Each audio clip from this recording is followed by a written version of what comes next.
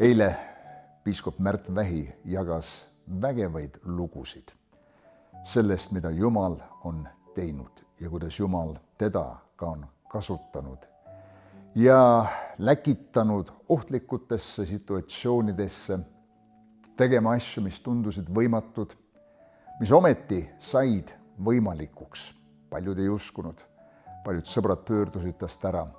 Aga kuna Jumal läkitas teda, siis Jumal ka varustas teda. See algus muidugi oli väga raske ja eriti meie pered, sest meil oli ka koolilapsed olid kõik ja jätta neid ja vahetada ja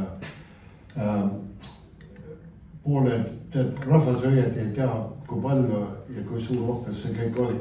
Aga ma ei kurda seda. Ma tegin seda sellepärast, ma teadsin, et see oli õige aeg tulla ja samamoodi läkitatud selle ajaks. Ma olin valmis tulema.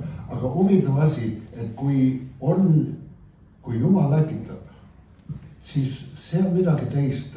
See ei ole kerge, aga sellega tuleb niisugune hoog usku kaasa. Et need raskused, ükskõik kui rasked need on, need ei ole nagu niisugused koormavad, et ma väsin selle all või ma ei taha seda teha või ma teen seda rõõmuga, sellepärast, et kui ma astun ja olen sõnakuulelik, iga kord, kui ma võtan selle sammu, nagu tuleb jõudu, tuleb hoogu sisse. Jumal juhib, Jumal annab sulle seda jõudu, seda kõike teha.